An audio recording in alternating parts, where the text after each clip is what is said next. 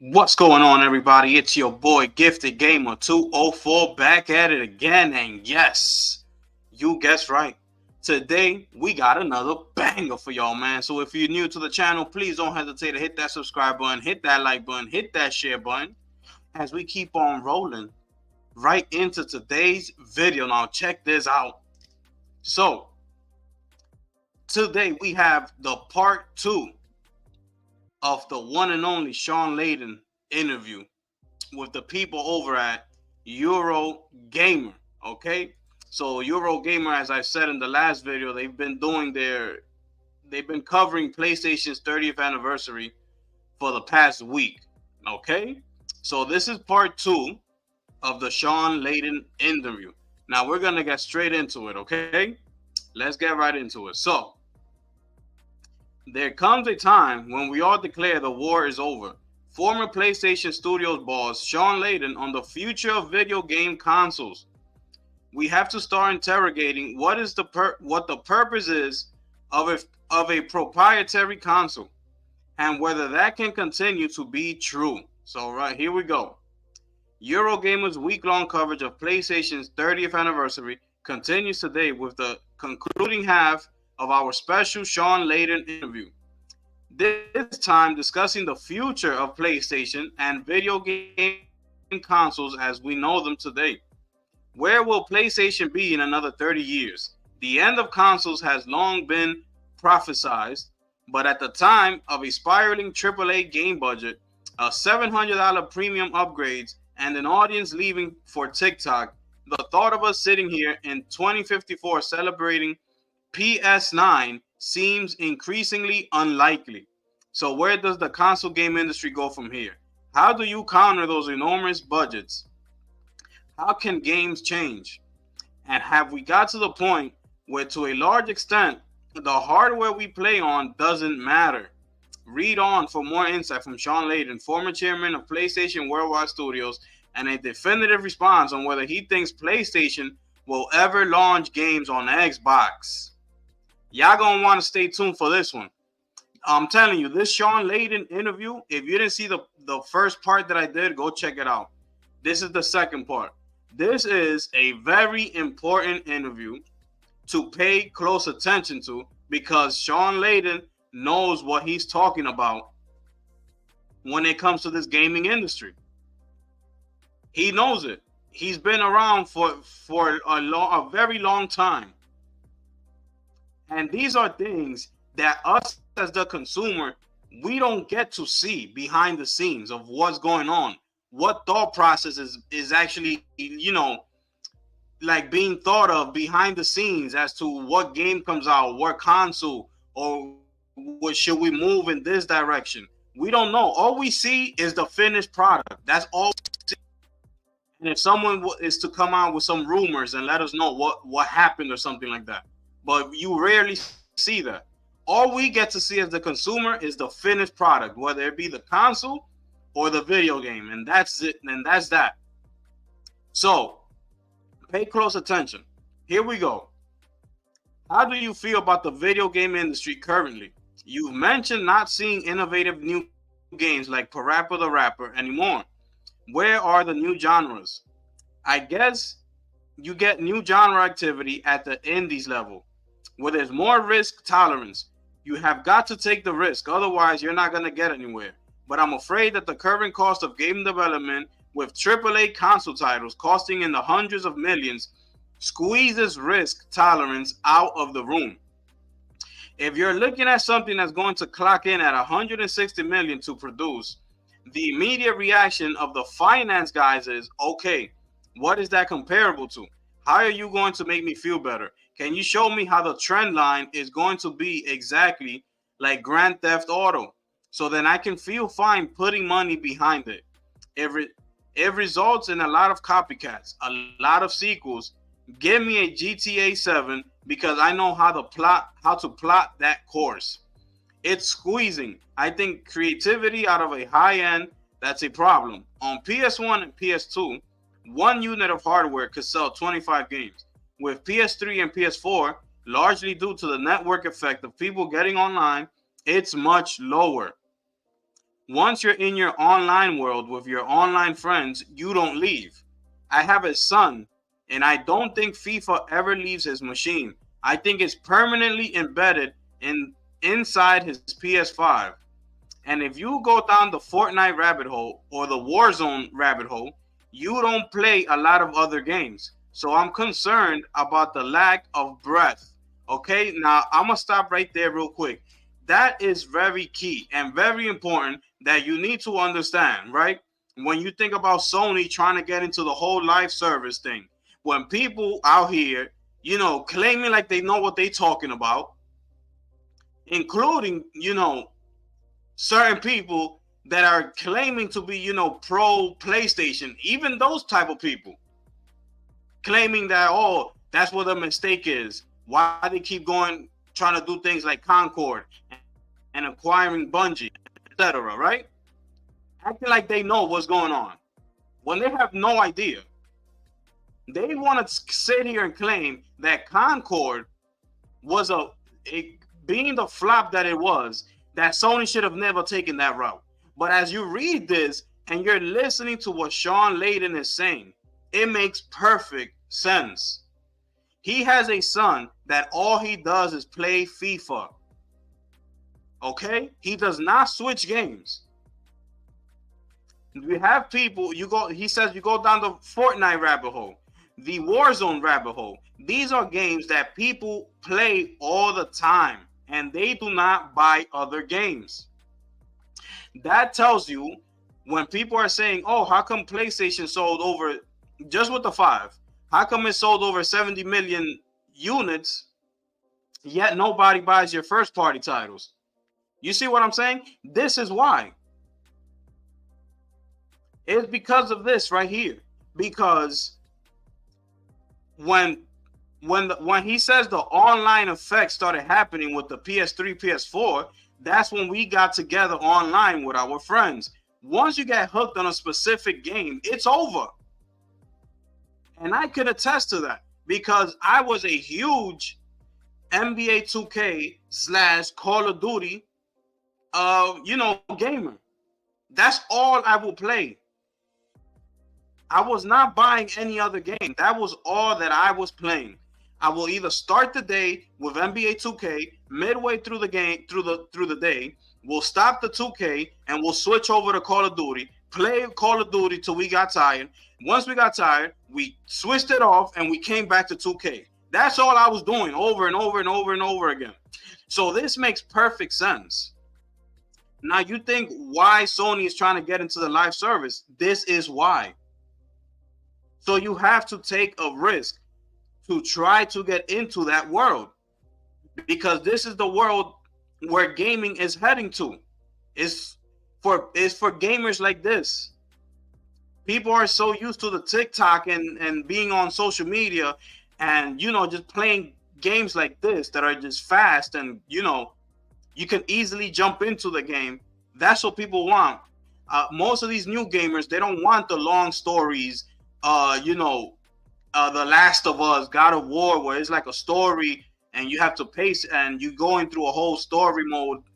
Most young gamers don't want to deal with that. So this makes absolutely 100% sense to the strategy of Sony, and takes you back to Jim Ryan mentioning all those live service games that he wanted to do, and it takes you back, and you start to wonder, was Jim Ryan going in the right direction? Not saying that he was going to completely, dismiss the first party titles with the story modes. But he was completely right in trying to get into that world of live service because he sees these numbers. As I keep telling everybody in all my videos, right? These people see the numbers before you do. They see things coming down the line. Yeah, they might miss here and there because not everybody's perfect. But they see this. Sony might have gotten into that space a little too late with the whole hero shooters, which I believe that's why Concord failed. But just get away from hero shooters. Just try to make a good live service game. and they can easily get in there because it wasn't like the gameplay itself of Concord was bad. It was just, you know, the whole genre around it and the characters, everything just, it was off. But if you take that away, just come in with some good quality, you know, live service games such as Helldivers, right? But we got to see with Fair Games and Marathon. Okay, we got to see what they come up with. But they have a shot, and this is it's the right thing to do. But let me keep going because I went on a little rant right there because people just seem to like they think that they know what's actually going on, and they want to, and now they want to be getting on PlayStation like if they're wrong for trying to get into the live service just because Concord failed.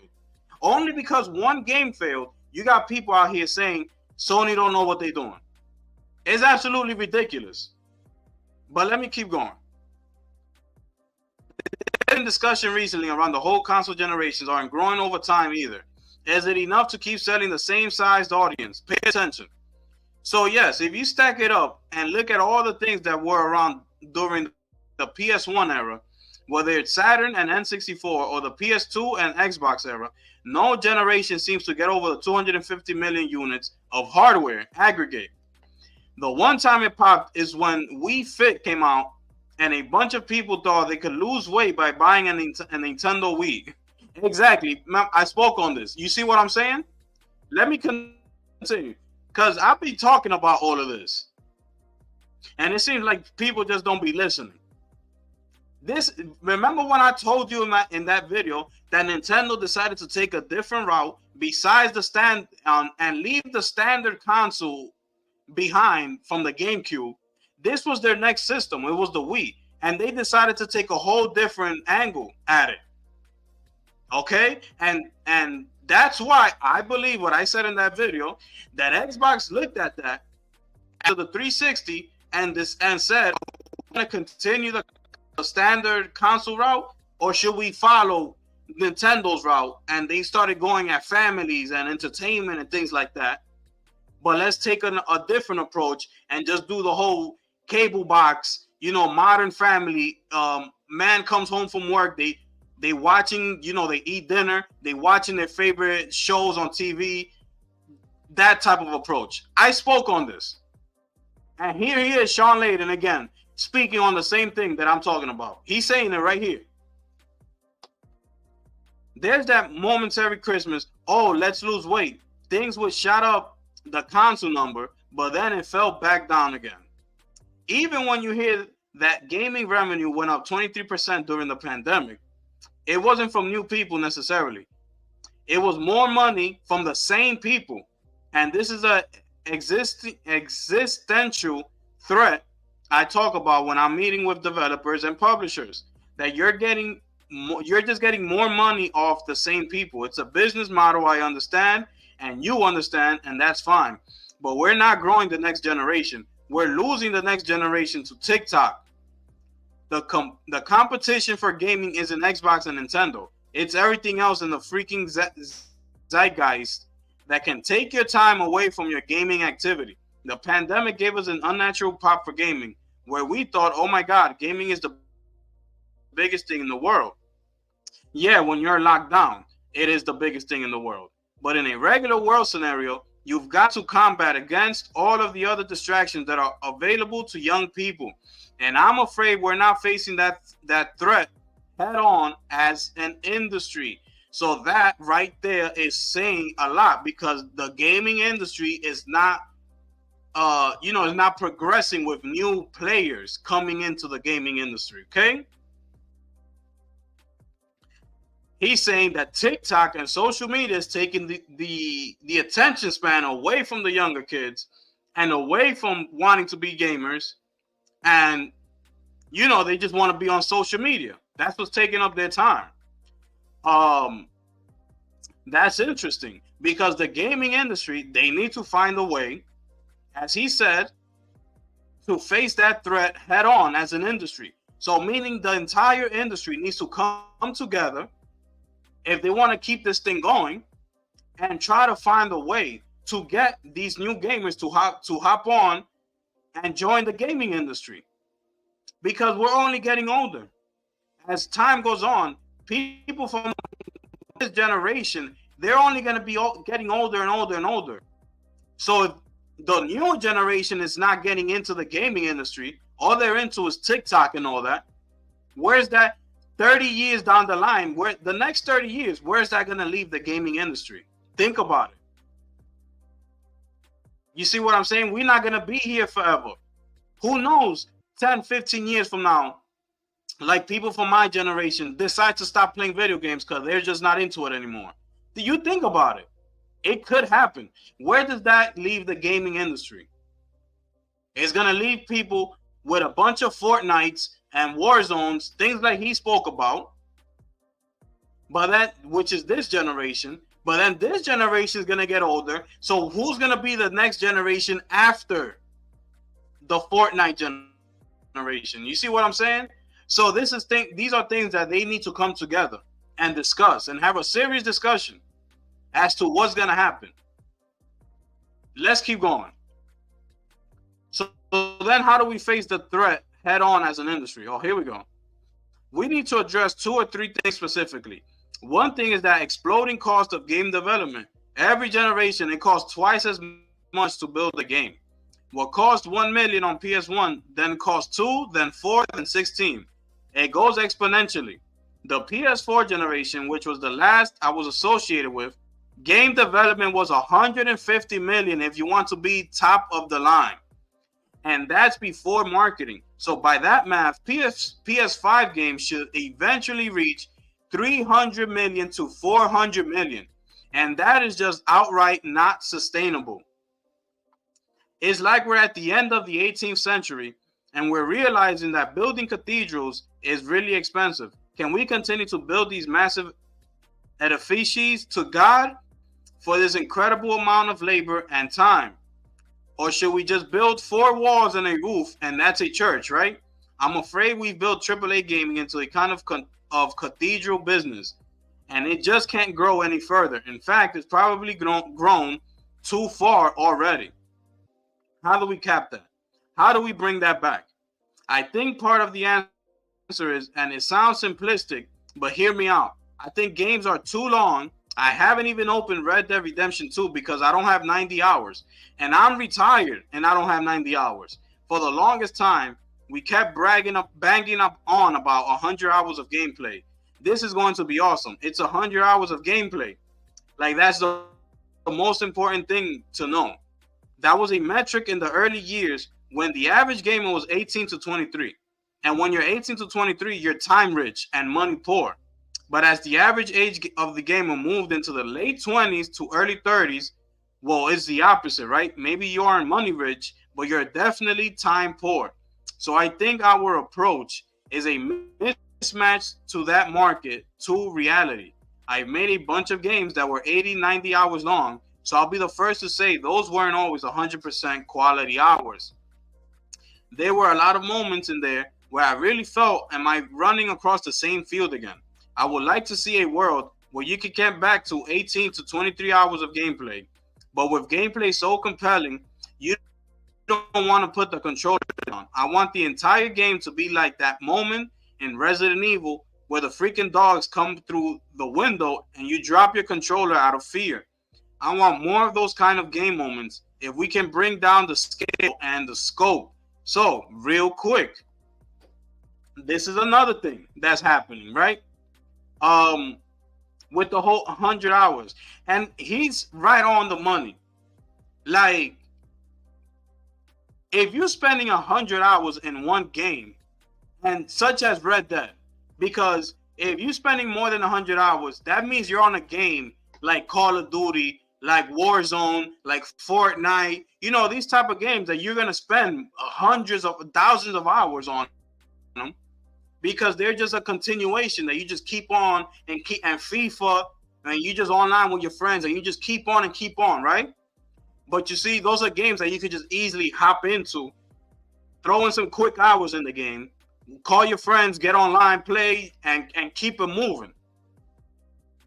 But eventually, if that's the only game you play, those hours are going to accumulate, and you're going to get up in the hundreds of thousands of hours. Now when he's coming to Red Dead Redemption 2, this is a single player game, especially when you're talking about the story mode. The story mode I heard is like 90 hours or so, 80 hours or something like that, just the campaign. So this is what he's talking about. It's such a long game. And Assassin's Creed as well. Assassin's Creed Valhalla is like 80 to 90 hours. That's a long time to be in a campaign for one game. So he's right on the money. Make a game that's 24 hours long to defeat the campaign, to complete the campaign, but make it so compelling that you don't want to put the controller down. You see what I'm saying? I love games like that I get, I feel like I got my money's worth, and it was only like 24 hours to like 27 hours long, of the main campaign. Because it gets you, that means, like he says, there aren't any like dead hours in the game. Because you got a game for 90 hours long, you better believe in between those, in that game somewhere, you're gonna get lost, and you're just gonna be like, okay, like it's not even gonna feel as compelling to you anymore. You're gonna want to stop playing the game, because now you're getting a little bored of it now. Being that you know that the end of the game, you're so far behind, and you're just trying to get through the game. You're like, oh my goodness, I still have another 60 hours to go. You see what I'm saying? It's a totally different ball game. So, they got to try to figure this out. And the whole, the gaming budget, they need to figure that out as well. Like, I don't know what they're going to do. This is why they get paid the big bucks. But I could come up with some ideas. But I could leave that for another video. And we could go from there. But they got to figure it out. They really got to figure it out. Let's keep going. It feels like each generation is getting lumbered with even higher production costs, production values, and we're seeing a smaller selection of games as a result, at least on consoles. Yeah, rendering at 480p was not expensive, but doing 4K 60, that's a lot of people, a lot of time.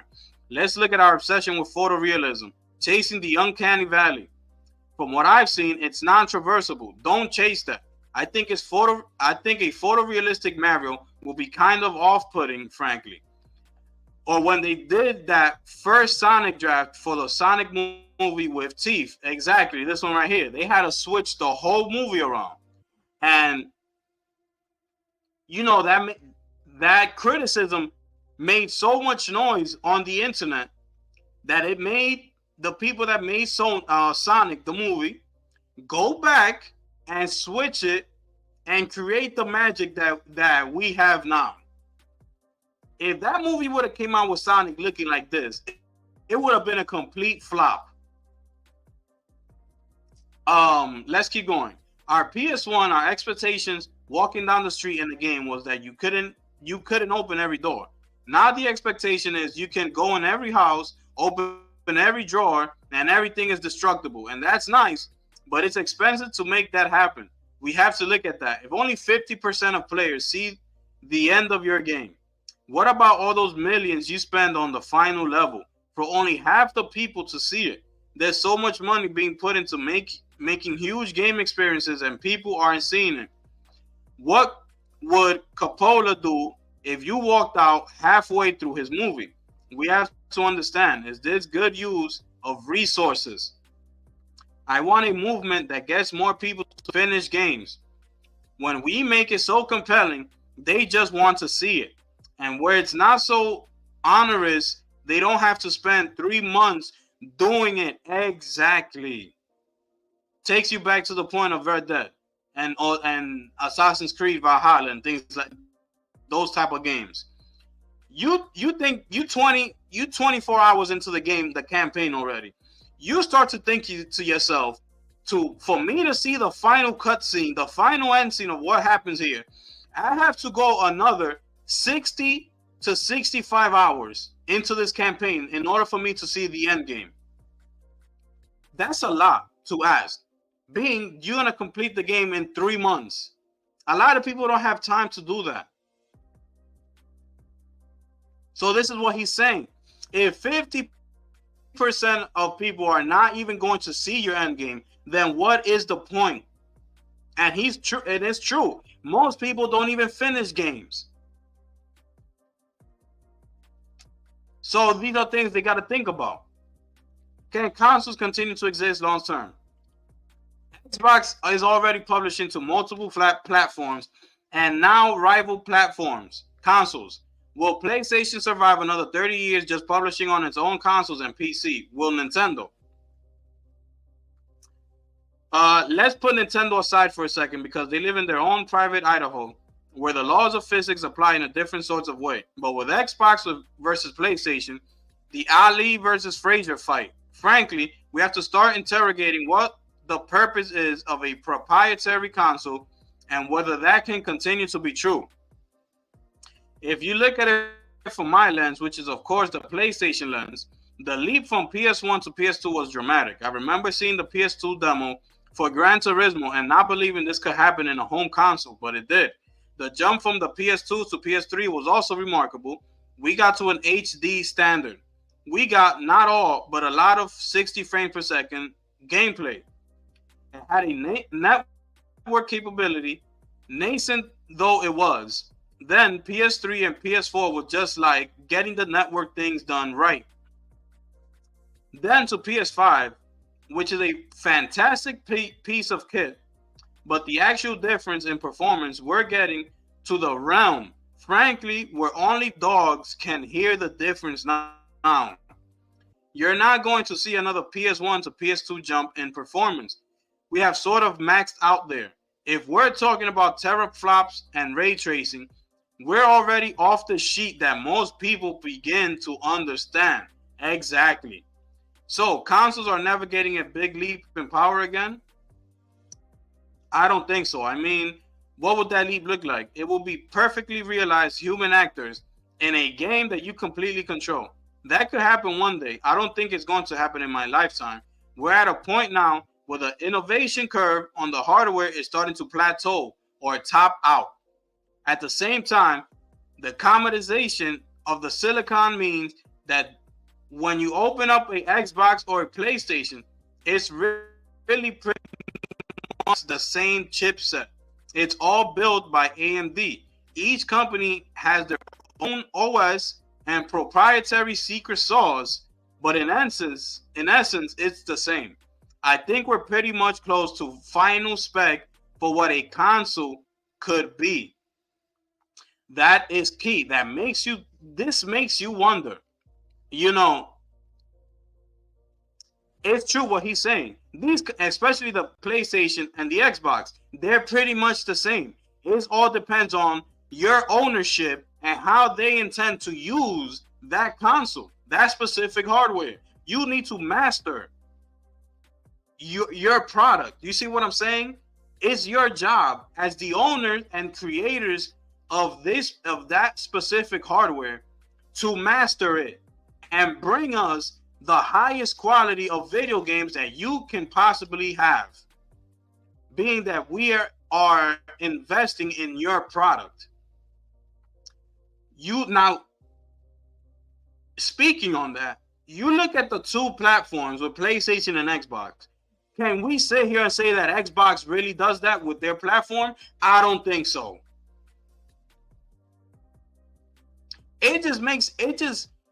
Everything that Shawn Layden is saying, it just shines a light so bright on the Xbox console and Microsoft.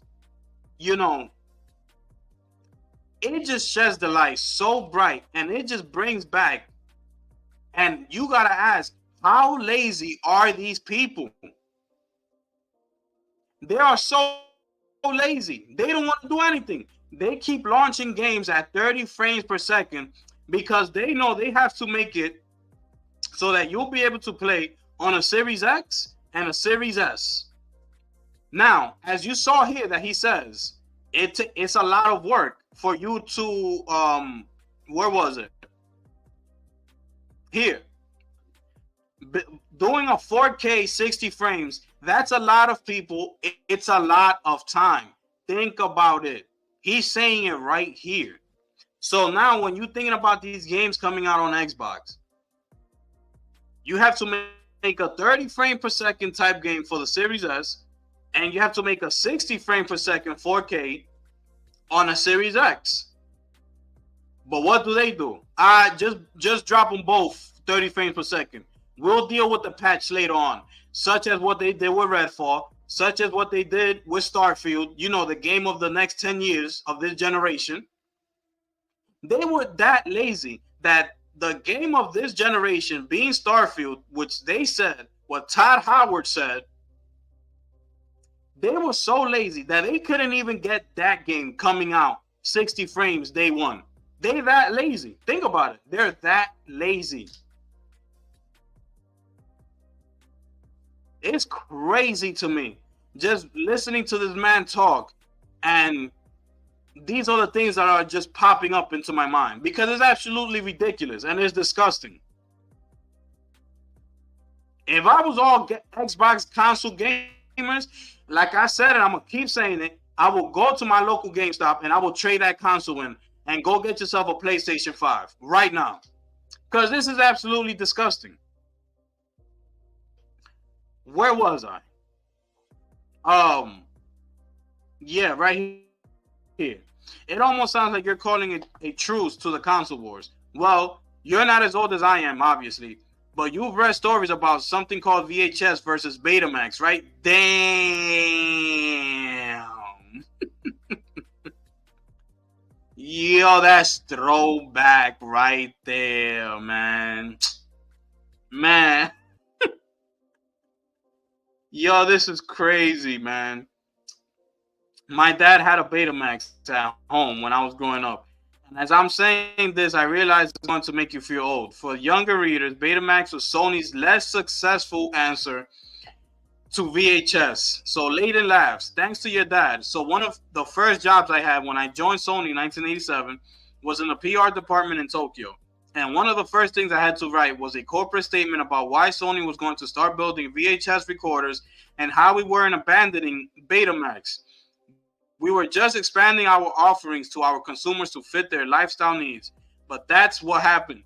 And my whole life has now gone full circle, because when you have competing formats, competing platforms, competing technologies, there comes a time when we all declare the war is over.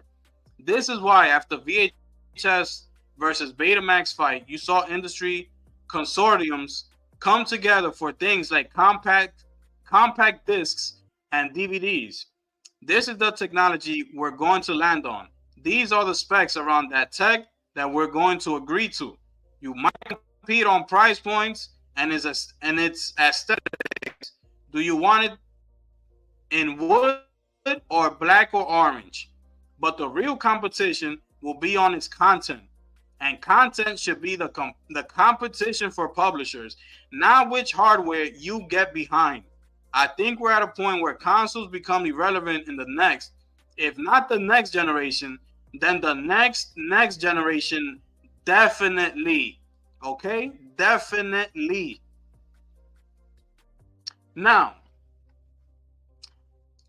you go back to VHS when he's saying all this.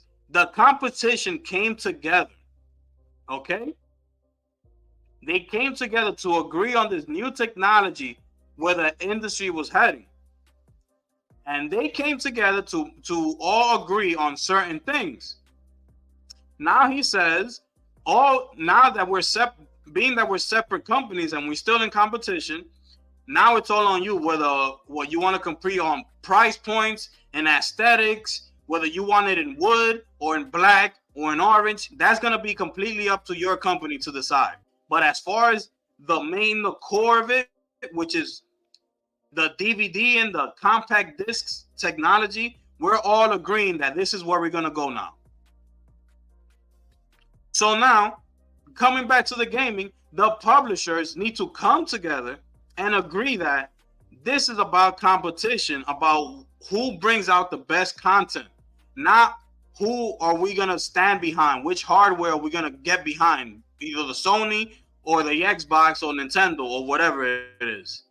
This is what he's saying, and this is what competition should have been or should be all along, like it was in the past. But the thing is nowadays that everybody wants to be fanboying. You got Xbox people paying everybody to be on their side to, just straight lie about how successful Xbox is and how much better they are than Sony, instead of relying on their own IPs and competing the natural way. And maybe the gaming industry will be in a much better place than what it is right now. Because all that did was create a distraction. Now all people are talking about is hardware and T-flops, like Shawn Layden said in the article. When you talking about these type of things, you're taking the gaming the core of this whole thing, which is the games. You're taking that out of the discussion. Now you're just putting in what console is better. Why? Because it has this many T-flops and you can do this, and this. And they've taken that out. But you're not going to outsmart me. You know why this is happening? Because Xbox knows that they lost. So now they're trying to take... Remember when I spoke on what we call back in my day of being a sore loser? This is what Xbox is. They're sore losers. They saw that they've lost the game war, the console war, the competition as to who has the better content. So they take that out and they go and start paying all these content creators, all these big media outlets, and now they're starting to talk about different things. So that's why you see everybody, the industry, going at each other back and forth, talking about nonsense, which none of it matters at the end of the day. But it's just a distraction to take you away from the actual thing, which is the game content, which they failed year after year after year to give us. All they do is give us mediocrity and games coming out 30 frames per second. This is all they do. It's absolutely disgusting. Consoles are not getting mid-gen updates, which I feel further erodes those big generational steps. You said in the past that changing teraflops has diminishing returns, but they are something of a niche worth investing in. So the first time Sony really did a mid-range upgrade was PlayStation 4 Pro. Okay, because up until the new versions of its consoles usually were where we bought the cost down. We used fewer parts. You got a better, more compact footprint. It was a smaller and cheaper. PS4 Pro was the first time we said, okay, instead of continuing to reduce the size and the cost of the standard model, we have some tech here. We have some abilities to take the current PS4 game library and juice it up. I think it worked really well on PS4. I think there was also some market pricing that made it an easier transition from your standard PS4 to get a Pro 3 years later. But again, now we're all chasing the diminishing returns point where I'm unsure if people can really tell the difference. If you're playing your game with your curtains open and the sunlight is hitting against your OLED, you're not seeing any ray tracing in real world scenarios. It's really hard to get full impact of some of those innovations without having the perfect viewing experience. We're going into the mid-gen now with PS5 Pro at a robust price point, so to speak. And it remains to be seen who the market is for that. I think it's connoisseur market. I'm definitely sure I'm not pronouncing that word right. Shall we say?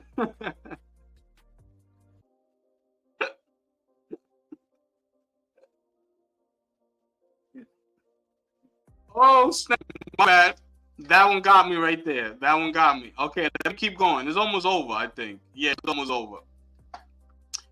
Speaking on the competition for content, PlayStation and Kadakawa Corporation look ready to tie the knot, meaning Sony likely owns From Software and could decide exclusivity for the next Elden Ring. What are your thoughts here? The two companies have always been close. The From Software Association goes back to the early days of PlayStation. They were one of the launch partners coming out with games back then. And then if you look at the board of directors, historically, there's been a number of Sony people who've served on boards at Kadakawa. That type of thing. They're not strangers, that's for sure. I don't know what the timeline is on Elden Ring 2. I'm sure it's a bit down the pike. This deal needs to get done already. They need to announce it, and we need to move on. Now, we don't know what's going on behind the scenes. They might be holding this type of news for something else, but look how far back these people go. These are the type of relationship you need to build with developers. This is what they did with Square Enix. This is what they did with Kadakawa and From Software. They go way back. If console hardware becomes somewhat irrelevant, does competing on content see Sony putting PlayStation games on Xbox, as Microsoft has done on PlayStation? I don't know what the business imperative will be to do that. Listen, PlayStation has been the leader for almost every generation it's been in. You talk about Xbox 360 being a huge competitor with PS3, and for a while, they got out the gate sooner. They grew a large market. But in the end, PlayStation fought to a tie in America and the UK. With Xbox 360, we look at a global footprint, and PlayStation is far and away the global leader because it is the leading platform in 170 countries around the world. Microsoft never had that kind of global reach. So they could never build a global market to the scale that PlayStation does. So the question you're asking is, should PlayStation, with that huge market lead and the momentum apparently going forward, should they build versions of their games to run on a competing platform of a much smaller size and scale? As the saying goes, I don't know if the juice is worth the squeeze. How many additional sales will they get versus the brand impact? All the aggro. You know, the Sony fanbase gets really upset whenever a game comes out on PC. 18 months after the original release on PlayStation. I never understood that aggro, but you know it's there. And if that's what they're going to say about a PC release, just imagine what the market will say about Xbox releases from PlayStation Studio. Exactly. This is what I've been saying this whole time. That even at Microsoft's peak with the 360, they still wasn't able to beat PlayStation. Being with the PS3 was Sony's, like, PlayStation's lowest point. They still couldn't compete. You see what I'm saying? But they actually grew a fan base during that 360 era. And they've dropped the ball when they came out with the Xbox One. Now, who knows what would have happened if they would have continued that 360 and stayed the traditional console route and just keep pushing those IPs, to the forefront. Who knows? But they decided to take a different route. And here we are today. These are reasons why the gaming industry is where it is today. Now, another reason why PlayStation games are so great is because PlayStation tells their developers, do not focus on anybody else. Just focus on making the game as great as possible for this one console, and that is the PS5, and that's it. Don't worry about trying to make it compatible to a PC or try to make it somewhere, compatible to an Xbox. No. That's why these games come out so great, because all they have to do is focus on one thing and one thing only, which Layden spoke about in the first part of the interview. Microsoft is out here telling developers they need to do a Xbox Series. Think about it, an Xbox Series X version, a Series S version, and a PC port. So now you got developers going all over the place, having to create 3 versions of the game. That's way too much to be thinking about. When the main focus should be, how great can I make this game? And that's it. For this one box that we have here. It's ridiculous when you think about it. And you think about all these people just backing Xbox for no reason after reading the part 1 of this interview and now today the part 2. If you are an Xbox game console gamer, let me know how you feel after reading the first part and the second part. I've spoke on this so much in all of my previous videos, in a bunch of my previous videos. I spoke about this. And now here we are today, hearing it from the man himself, Shawn Layden. And look, he's just echoing pretty much a lot of the things that I've been covering in a lot of my videos. You need to go trade in that Xbox game console. The Xbox game console market should drop tremendously. That next year, we should see only like 400,000 Xbox Series X consoles sold. A year from now. That's how bad you should make the Xbox console market suffer. After listening to everything this man has been saying. How about PlayStation games on Nintendo then? We've just seen Lego Horizon Adventures arrive there, which was first. Historically, PlayStation and Nintendo platforms have lived happily side by side in living rooms across the world. It's almost like a natural pairing. It sounds like Sony might have finally forgiven Nintendo for leaving them at the altar. Which Layden responds, and to end the interview, you know, success is the best revenge.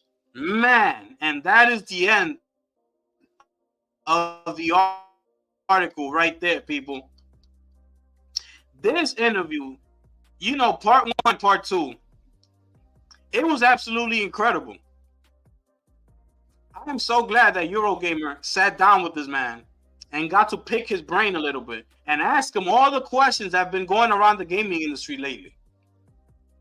And now you're hearing it from him. And he knows the gaming industry. Just go look at the part 1 of the interview. He takes you all the way back to when PlayStation wasn't even thought of. When they first brought that first prototype to his desk. So he knows what he's talking about. And he just 100% just proves all of my points.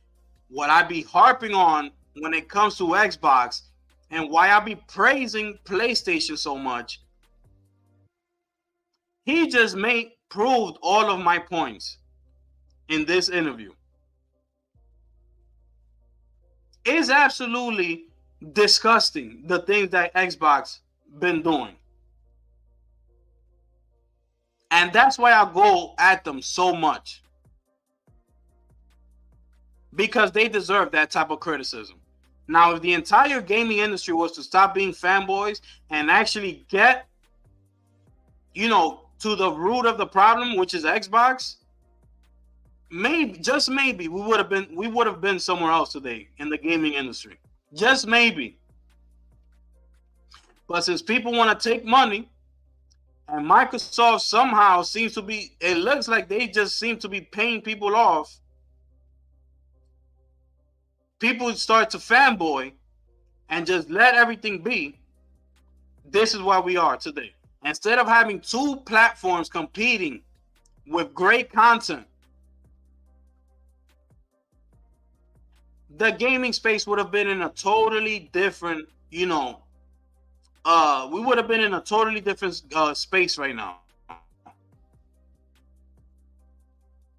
But here we are. And like you said, it's true. PlayStation and Nintendo has been in living rooms forever. Because we need both. We love Nintendo and we love PlayStation. You see? So he's right about that. I think pretty much everybody could agree You have a PlayStation and you have a Nintendo. Now, if you have an Xbox, excuse me, that's only certain people have all three. But when you're speaking about two consoles in the home, you could pretty much guarantee it's a PlayStation and a Nintendo, which has been like that for a very long time. So anyway, man, I know this was a long video, but I had to say what I had to say in this video. Which just proves my point even more. I've spoken a lot about this in my videos in the past. A lot of it. So share this video, because these two videos, part 1 and part 2, he shares a lot of great intel, a lot of information that we should all be aware of as to why we are where we are in the gaming industry today. So it's your boy, the gifted one here, man. And I'm going to catch y'all on the next one. I'm gone.